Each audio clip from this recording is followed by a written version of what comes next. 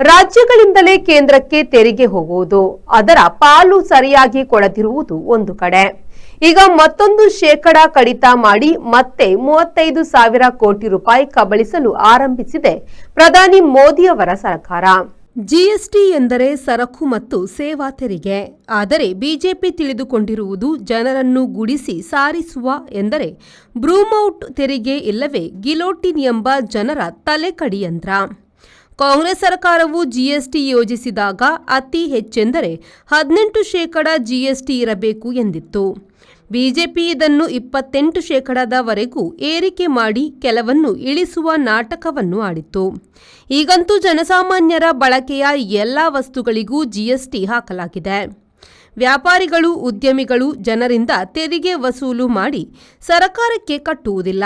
ರಾಜಕಾರಣಿ ಮತ್ತು ಅಧಿಕಾರಿಗಳಿಗೆ ಕಪ್ಪು ಪಾಲು ಕೊಡುತ್ತಾರೆ. ಪ್ರಧಾನಿ ಮೋದಿಯವರ ಸರ್ಕಾರವು ಉದ್ಯಮಿಗಳ ಬ್ಯಾಂಕ್ ಸಾಲ ವಜಾ ಮಾಡಿ ತೆರಿಗೆ ಕಡಿಮೆ ಮಾಡಿದೆ. ಬಿಜೆಪಿಯ ನಿಜವಾದ ಉದ್ದೇಶವೇನು? ಜನರಿಂದ ಉದ್ಯಮಿಗಳಿಗೆ ಹರಿವು. Bureau report, V4 news, Delhi.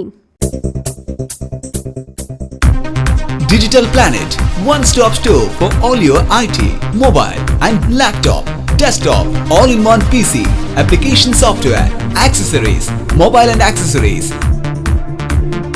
You name it, and we have it. We offer in-house sales and service for all your computer needs. Digital Planet, we offer the best rate on mobiles. Visit us today. Digital Planet, Brahma Samaj Complex, Navbharat Circle, Mangalore.